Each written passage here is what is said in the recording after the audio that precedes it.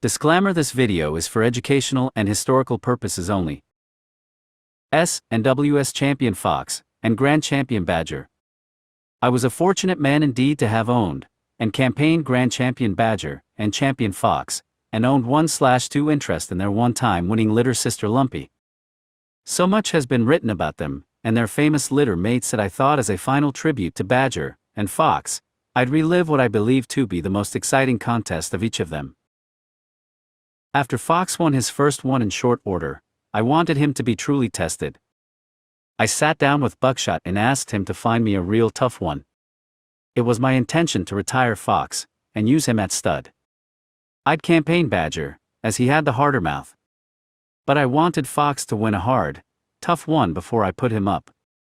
Buckshot got me hooked at 38 pounds, into Chavez and his grip dog, a son of the famous pig dog. I was told he was a real punisher, and that I probably wouldn't win. I took Amigo along as my second. He told me he had every penny he and his kids could scrape together to bet on Fox, and that he hadn't paid the light bill for the month.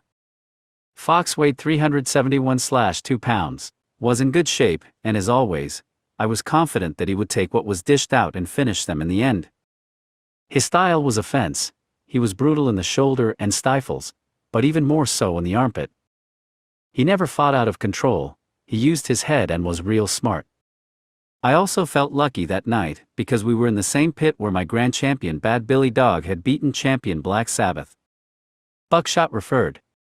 The dogs were released, and Grip buried himself in Fox's chest. From where I was, it seemed like he stayed there forever. Fox would be on his feet, Grip in his chest. Fox on his back, Grip in his chest. At about the 30-minute mark, Grip was slamming Fox into the pit wall, still in his chest. By the 50-minute mark, I was starting to lose hope. Buckshot asked me if it was tough enough. I told him he had done too good a job finding me one. I was pretty sure Fox was game enough to take a killing, and it looked like he would. Amigo called out a $400 bet on Fox, and it was snapped up fast. I couldn't believe he had bet at that point. I decided I better try to get Fox to his feet so Amigo could pay his light bill. I started talking constantly to Fox, and he finally got to his feet, and was fighting back a little. Grip was getting tired and Fox started driving for his shoulder. Fox got him down, and drove hard into his armpit. With Grip on his back, Fox started tugging hard at him. It was his favorite hold, and I felt now we could win if Fox had enough left.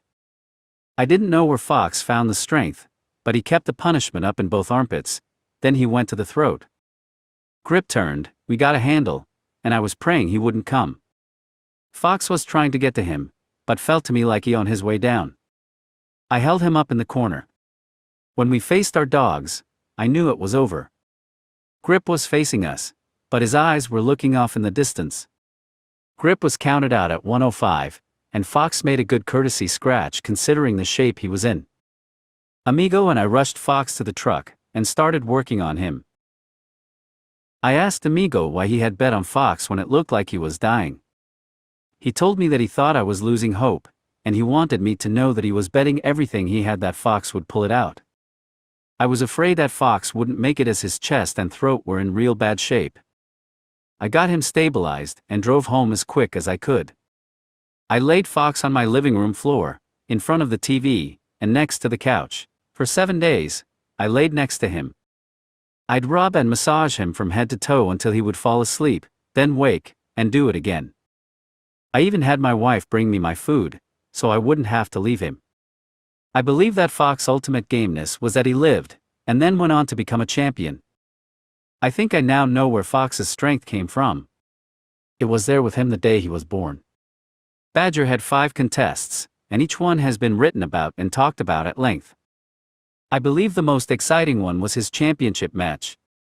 There was a lot of talk that my dogs were doing pretty well out west but wouldn't hang with the dogs down south. LT didn't make sense to me because my line included dogs from Florida, Alabama, and Texas as well as Arizona and California. I put Badger's weight out at Traxler's Pit in Mississippi. It was one of the best going. Badger got matched into Cox Bloody Billy, a 2-time winner, so both were going for their championship. I had bought Bad Billy and Reuben from Cox, and we talked about how we really didn't want to go into each other. He told me it was a shame I had come so far to lose, because Bloody Billy was the best he'd ever owned. Neither of Bloody Billy's opponents had made it. I told Cox I wasn't coming that far intending to lose, but if I did we'd still go to dinner. I flew to New Orleans and took a car to Mississippi. Badger got sick on the flight and his kennel was full of vomit. I was a bit worried. About 9 of my friends came from across the country, and met me there. We were 9 among 500? Within minutes of getting to the hotel every cent we had was covered. I believe they would have taken all we could have raked up. I spoke with Cox, and he told me whichever dog won would be the best 34-pound dog that ever lived. We had a great talk, and wished each other luck. I was feeling real sick, and went to bed. LT turned out I had pneumonia. I told Red that if I died during the night, to handle Badger and win for me. There were 8 dogs from 8 different states at the convention. One match went over 3 HRS, and Uncle Bud won his championship that night. Badger went first. Both he and Bloody Billy came in at 331/2 lbs. Buckshot came to referee. When we released them, Badger grabbed Bloody Billy in the chest and the throat, in the shoulder, and then deep in the stifle. Badger's only defense was offense. He never stayed in one hold too long but damaged everything he got hold of. The crowd was pretty quiet. Whenever Bloody Billy would get the nose, the crowd would come alive. But in a few seconds Badger would be hammering him again. I knew at the 10-minute mark that it was all over. Bloody Billy looked like a sack of oatmeal. Badger had been driving hard for about 30 minutes, when he stopped to catch his breath. The crowd came alive one last time. After 5 seconds Badger was back in the guts. Bloody Billy was counted out at 53. He fell forward and was trying to lift his head. He sure was a good one. Badger courtesy scratched. Bloody Billy was picked up before he could hit him. Just outside, Bloody Billy was gone. Badger was voted best in show, and I was the proudest man in Mississippi. Cox told me Badger had shamed him, but I told him he had nothing to be ashamed of.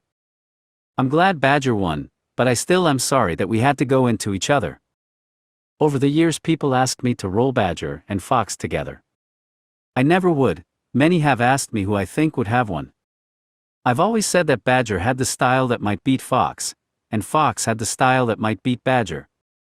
I always thought that if my 2 sons were Dempsey and Marciano, I'd never want one to beat the other.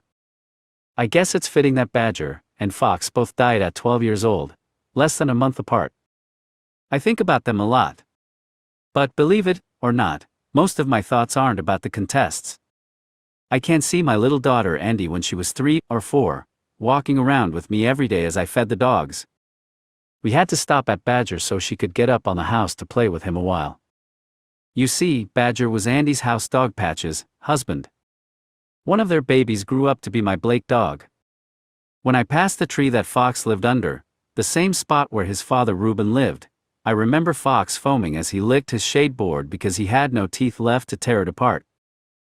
Across the yard is a daughter of Fox bred to a son of Badger, and I realize that almost every dog on the place has Badger, Fox, Reuben, and Bad Billy in them. When people mention a family of dogs, that's what they mean. These dogs are part of my family, and a family unto themselves. Thanks God I was smart enough to have some Badger and Fox sperm frozen, so that their best sons may not have even been born yet. I was a fortunate man indeed to have fed, held, loved, and fought Grand Champion Badger and